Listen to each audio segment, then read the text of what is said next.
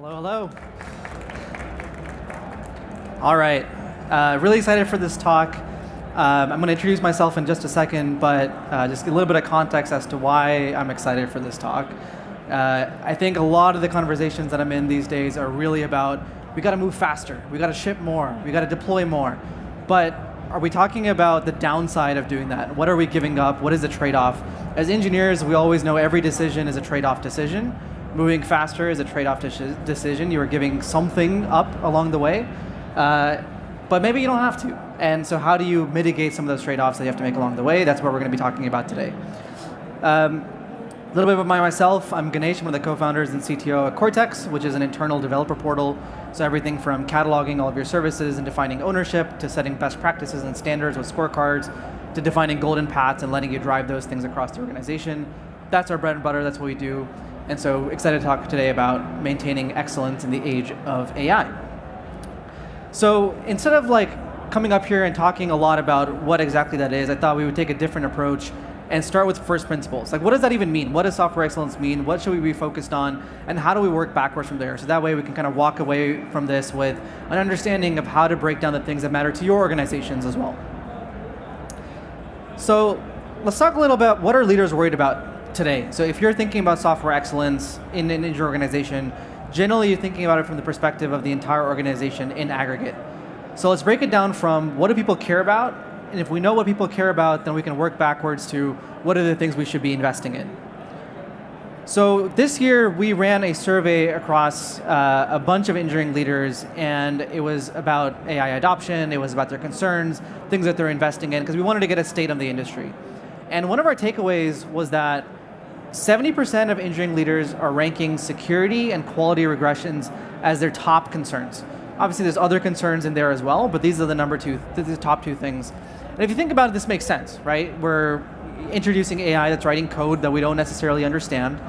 It could be leaking secrets into our code. There's all kinds of new risk factors that we're introducing into our software development lifecycle. And so the things that are kind of the unknown here are what is it doing to our quality and what is it doing to security. But that's kind of like a high level thing, right? Oh, quality and security, you kind of wave your hands, or obviously everyone cares about this. But what does that actually mean in the day-to-day? So let's go to the second order effects of that and break that down one level further. So quality regressions first. What does quality regressions actually mean from a thing that you can measure, the thing that you can actually drive impact on? Quality regressions shows up as more incidents, right? More incidents because you're shipping things you don't necessarily understand, you're trying to move too fast so you don't have the right guardrails. You might be breaching your SLAs or your SLOs because maybe you're introducing new performance concerns or latencies, you're introducing, again, new incidents. The cost of maintaining your business goes up, right? To keeping the lights on time. Maybe you're spending more time on incidents and resolution and escalations and bugs and things of that nature. But at the end of the day, the thing that this causes is customer impact, right? Your customers, whether that's another business, whether that's an end user, your customers are impacted and you lose their trust over time. And so that's kind of the business impact of quality regressions. And you'll notice that these are things that you can measure, right? In quality regressions, you know whether or not you're having more incidents. You know if your SLA is getting breached or your SLOs are getting breached. You know what your MTTR looks like.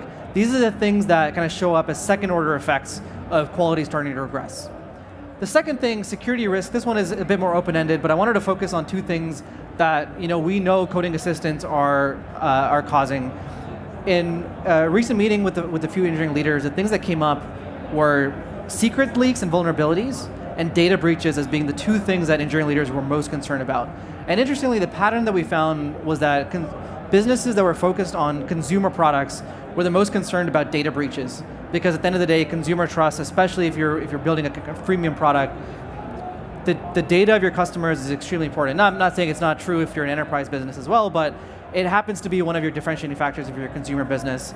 Things like secrets are another area of risk, where if the human is no longer in the entire loop of writing code, then things that we know as humans we can do of not copy-pasting a secret into our environment files or things like that, they're more likely to happen now with the LLMs. And obviously you can put guardrails around these kinds of things, but these are the types of risks that people are concerned about.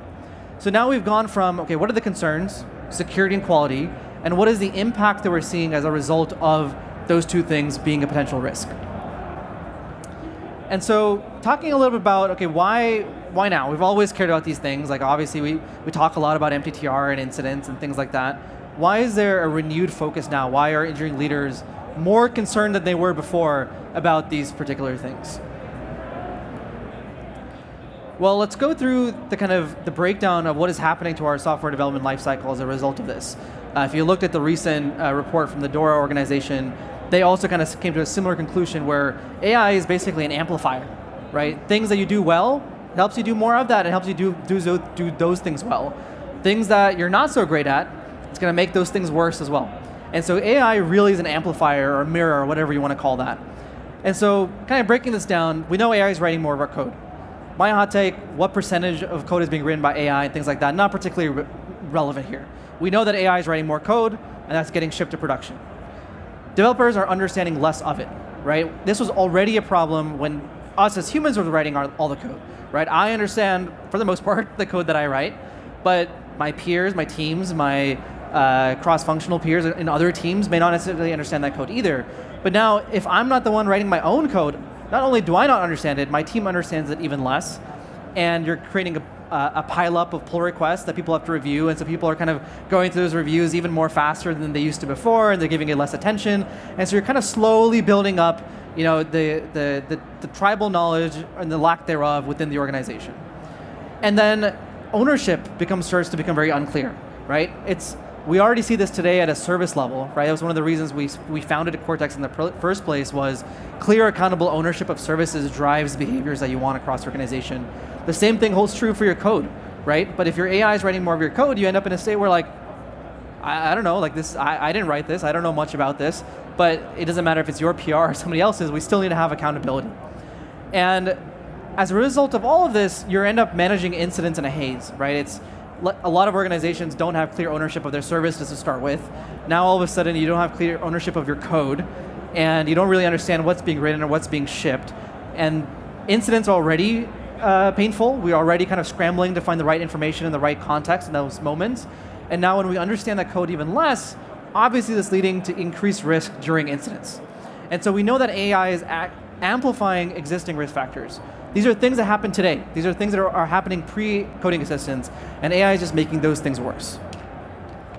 So now that we've kind of defined the concerns that we care about as engineering leaders, what the impact of those things are, and why coding assistants are causing impact in particular, let's break that down. What can we do to actually mitigate that risk? Well, let's go step by step. Well, we know here we were talking about AI is writing more code, developers understand less of it, ownership is unclear, and we're managing incidents in a haze. So let's think about the practices that can help us.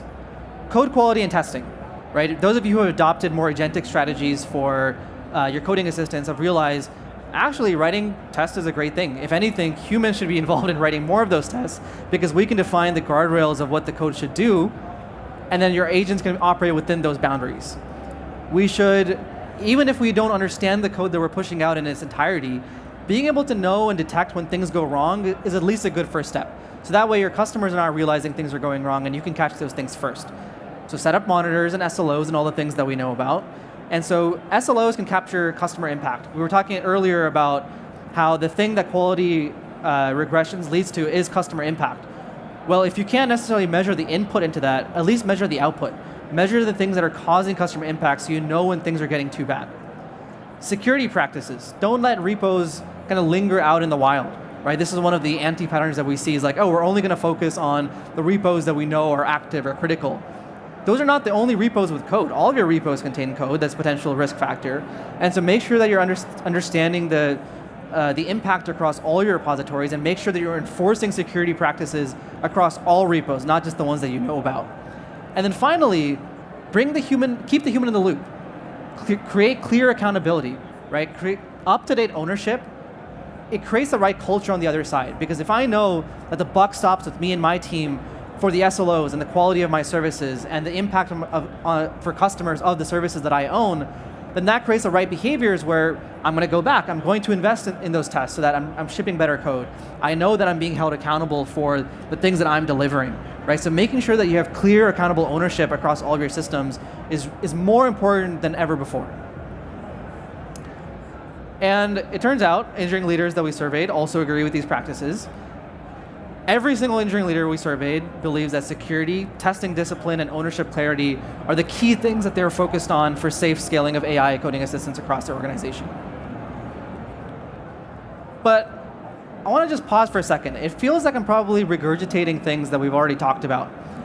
We know that most organizations still don't have strong production readiness or security processes, right? Most organizations have a vibe, for lack of a better term, of a production readiness process, right? We kind of generally know, okay, these are the things we should be doing. We probably should have monitors, we probably should have SLOs, we probably should have good code quality, but those are all kind of part and parcel of a good production readiness program, right? When we say, before something goes to production, we want it to meet all these requirements, not just as a checklist, but because these are the things that can help mitigate risk when something goes to production in the first place. And so the thing that I wanted to quickly highlight here is, this is not new. These are things we've been talking about for a very, very long time, right? We've been talking about production readiness processes and the importance of that for software excellence for a long time. We've been talking about ownership and accountability as a key thing for a long time. Testing is not, none of these things are new. These are things we've been talking for a long time before, but going back to the earlier point, AI is an amplifier. And we should focus on the things that AI is amplifying and focus on improving those things, right? We could boil the ocean and think about all the things that we can improve, but most engineering organizations have a lot of things they can be improving at any given time. So let's focus now, as we're adopting AI coding assistants, on the things that are becoming bottlenecks or choke points in our SDLC. And we know that because of its quality, things like testing and accountability and monitors and SLOs are the things that matter.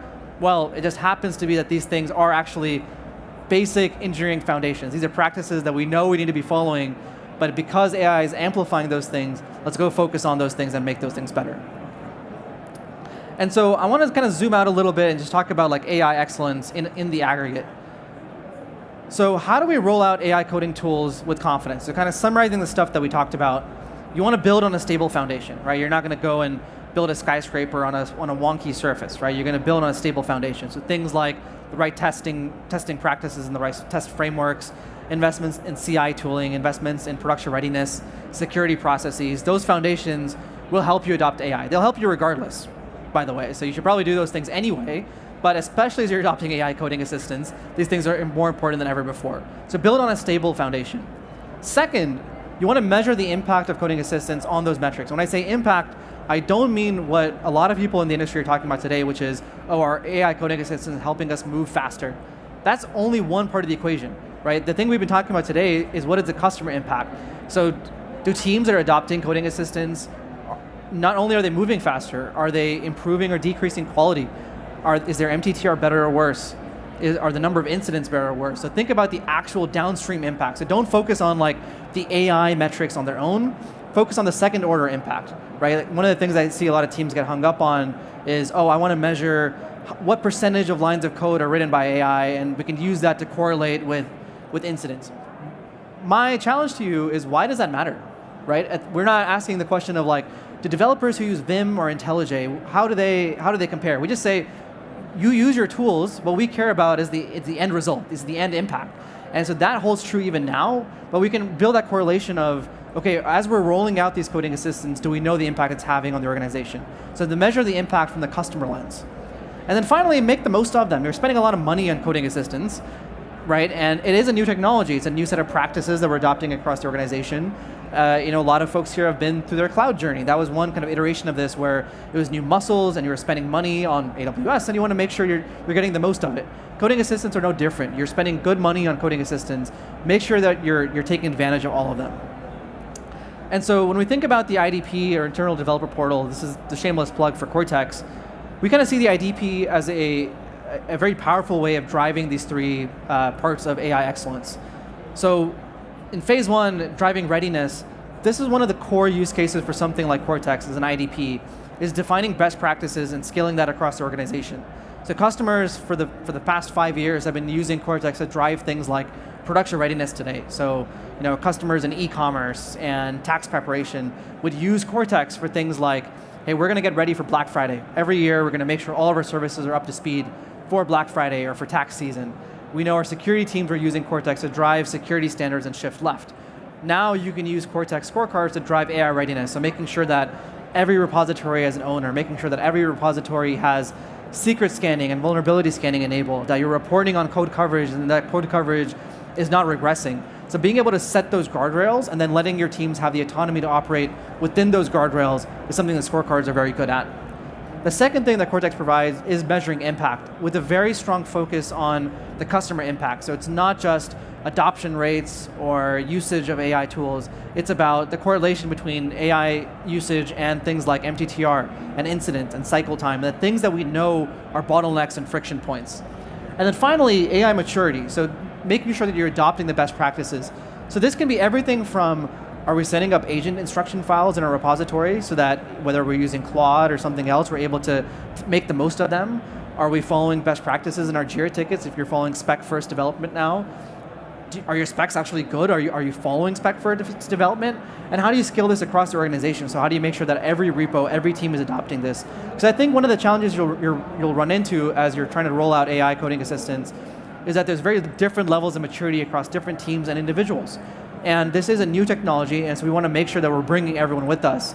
And so the same way that a production readiness scorecard help bring the entire organization with us into a lens of, this is what good looks like when we're going to production, AI maturity scorecards can do the same thing for AI adoption, where we can say, hey, this is what good looks like. Here's how you can make the most of the coding assistants that you've been given access to, and then bring everyone with you along the way. And so a couple things that Cortex does to make this journey a little bit easier. Cortex has Magellan, which is our AI data engine, where we can automatically map your entire engineering ecosystem and catalog them. So when I was talking about ownership and accountability, that's a very hard problem to solve as humans in the loop, right? You might have thousands of repositories. How are you meaningfully going to go out and define ownership across the entire ecosystem? And so the approach we were taking there is, well, if we're trying to help you adopt AI, why not use AI to solve some of those problems in the first place? And so Magellan can help you automatically figure out which team is accountable for which repository and define that for you up front. Same thing for automatically mapping things like PagerDuty rotations. We also provide out-of-the-box scorecards for things like AI readiness and AI maturity. We have out-of-the-box AI impact dashboards as well. And you can query all this data through our MCP. So if you're an engineering leader, you don't want to learn a new tool, give them access to the MCP. It's very easy to query that. And then engineering intelligence allows you to measure the impact of these things directly within the IDP. Wrapped up a little bit early. Wanted to make sure I was on time here because I do have a tendency to go over. We're 2 minutes left.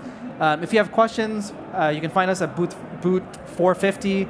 Feel free to add me on LinkedIn for additional thoughts, and happy to connect and answer questions there as well.